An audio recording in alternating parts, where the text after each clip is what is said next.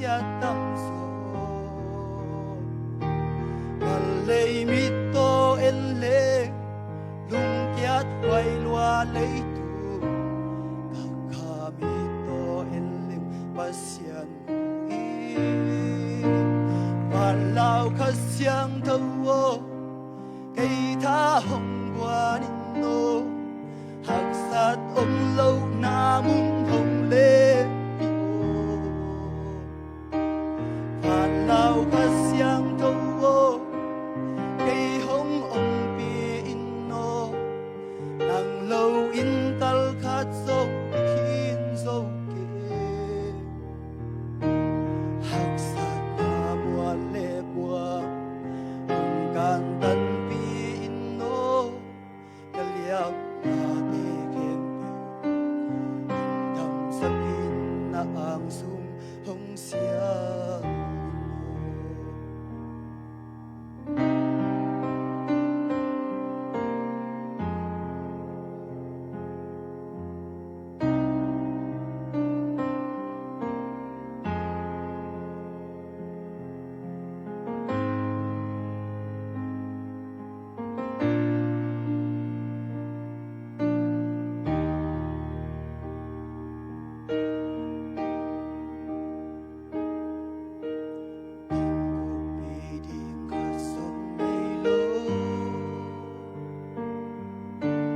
văn ghiết tê hông đòn điên ông lô xuân ni tung quan băng ấy mà khoác xin na lắm bì qua miel ma in công tung dâu điều yêu khát về hồng tan lại ô qua ô khát hồng du lại ô ập bầu nai lâu khai chi để hồng bầu xa kín là ăn lim ăn nằm tùy bên hồng gà sa cô và lao khát xiang thâu ô cây tha hồng qua nín nô hạc sát ông lâu na mun hồng lên lao khát xiang thâu ô cây hồng ông pi in nô nàng lâu in kal khát sông khi hạc sát na mua lệ qua hồng can tân pi in nô cái liao na tê kem piu hồng thầm sắc in na ang sum hồng xiang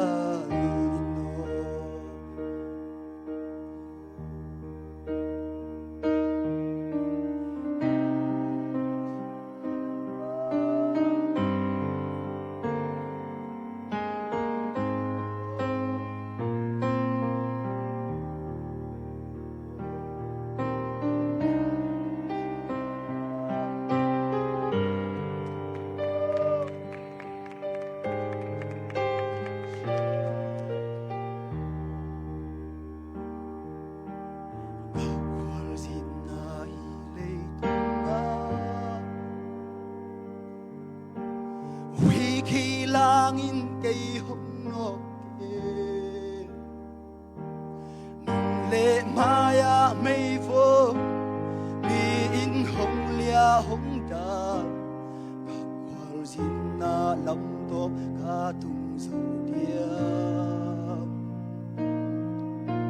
xin na biểu wa lòng pan na đi ba tôi na sang gen sia tâm số gần lấy mít tô en lên lung kiat quay loa lấy tung kaka mít tô en lên pasian phan lao khát xiang thâu ô cây hồng ông pi nô hạc sát ông lâu na mun hồng lệ pi ô phan lao khát xiang thâu ô cây hồng ô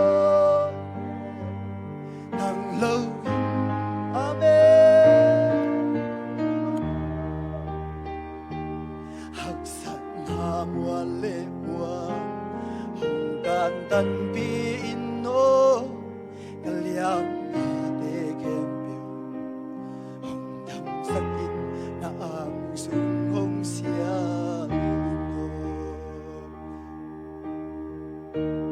nunggu piding hasong umlo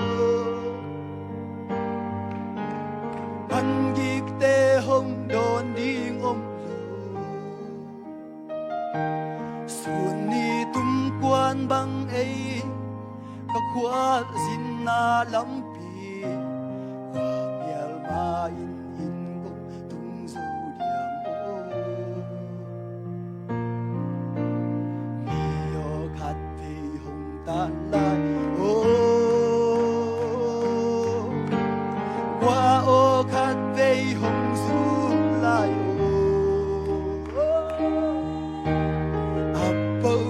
lâu khai chi để hông bầu sắc in là ăn lim ăn năm tùy biết hông gà sắc cô và lao khát xiang đâu ô gây tha hông qua nín nô hạc sát ôm lâu na muốn hông lên đi ô và lao khát xiang đâu hong om pi no lâu in kal khat som ikin zo hak sat na mua le qua hong kan tan pi in no kaliam ma te ken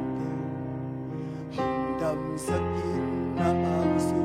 hong sia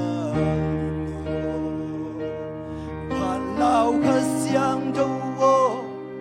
cây tha hồng qua no hạc sát ông lâu na mun hồng lên pi ô và lao khát xiang đâu ô cây hồng ông pi in no nang lâu in kal khát som ikin zo na mua lệ qua hong kan tan pi inno kaliam ma te kempyo hong dam sakin na ang sung hong sia lino. Amen.